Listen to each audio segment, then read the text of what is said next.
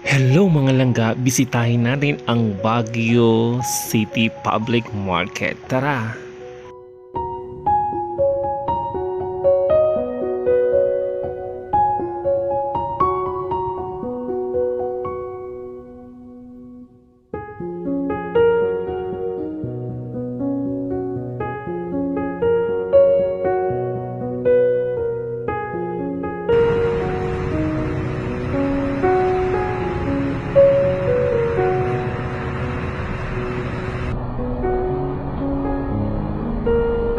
Hello mga langga, welcome back to my vlog, and for today's video, nandito nga tayo sa Baguio City Public Market. Ayan, bisitahin po natin mga langga.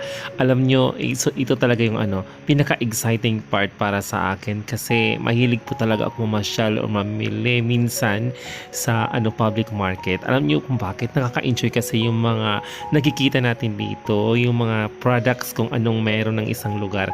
Ayan, here in Baguio City mga langga, dito ko nakita yung mga gulay na hindi ko pa nakikita, as in sobrang fresh po talaga, fresh na fresh from the farm.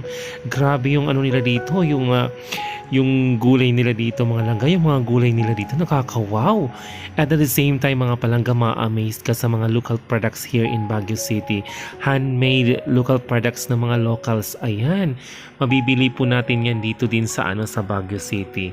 Ayan, alam niyo ang sarap magluto, ang sarap kumain ng mga ng mga fresh vegetables na yan. Wow. And a lot of souvenirs, mga homemade products, mga pasalubong.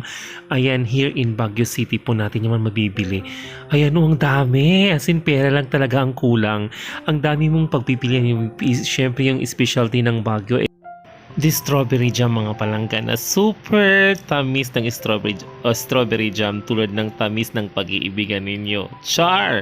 So ayan mga palangga, ang daming mga tourists, ang daming bumibili ng mga souvenirs.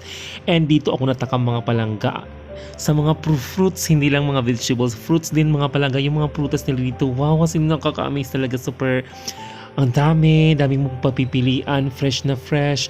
At dito din ko din nakita mga palangga ang mga rice. As in, ang daming rice, ang daming mong pagpipilian na bigas. My God. Yes.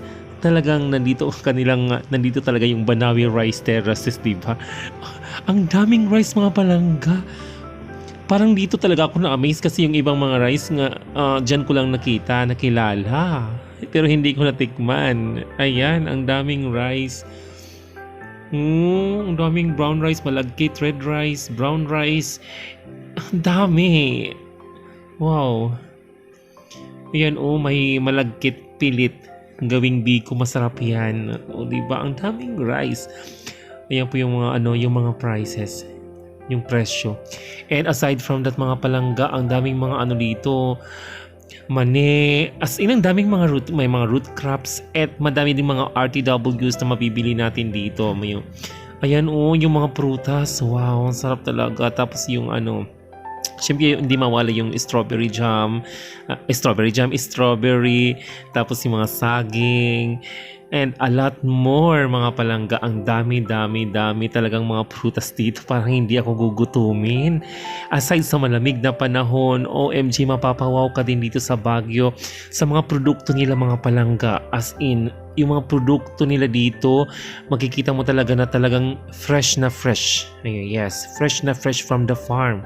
Ayan, grabe yung mga root crops dito, ang dami din. Talagang pinagpala talaga ang Baguio City. Ang daming mga pagpipilian ng mga ikaw na talagang mag-asawa. My God, ikaw na talaga ang mag-asawa kung anong lulutuin mo, anong iuulam mo sa dami ng mga gulay dito, ng mga vegetables. Wow, parang gusto ko nang tumira dito.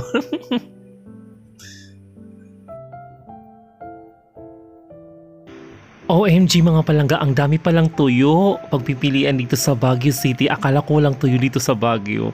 Ayan ang mga prutas, ang dami. Wow. And punta tayo dito sa mga RTWs. Mas mura daw dito mga palangga. Mga mura daw yung mabibili natin, mga anong klase siya, mga damit, sapatos, tsinelas, and everything. Yes, ang dami namimili dito. Ayan, pasyal tayo. Punta tayo doon sa iba pang sulok, sa iba pang section kung anong mayroon doon para makita natin. May pagkita ko sa inyo mga palangga dito kung anong meron dito sa Baguio, sa kanilang public market.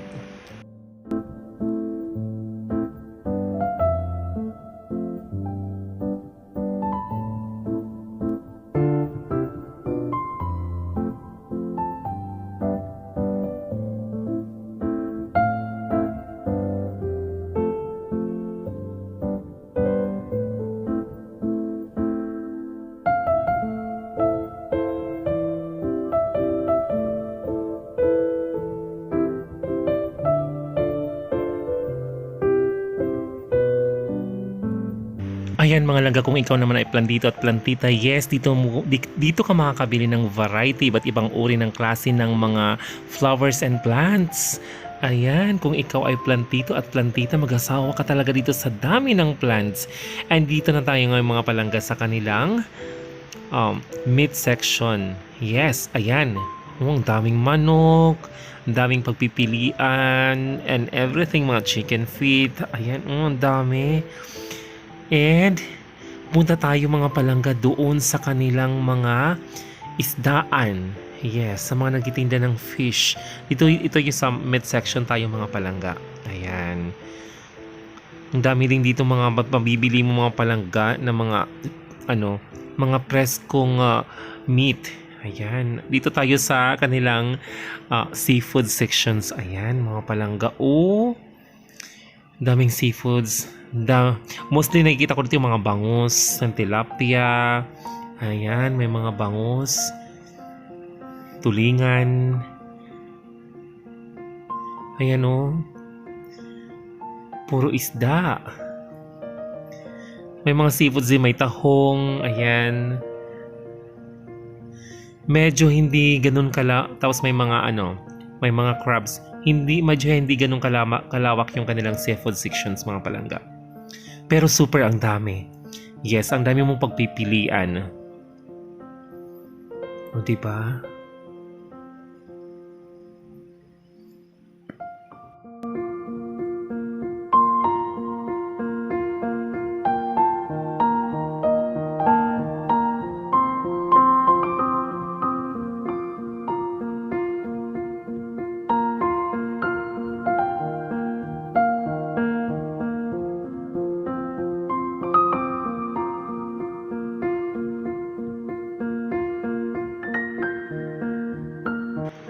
Talagang tinaguri ang the summer capital of the Philippines talaga ang Baguio City. Aside sa magandang klima mga palangga, sa magandang panahon, malamig na panahon, the food, the culture, tapos yung pagkain na dito, tapos iba't ibang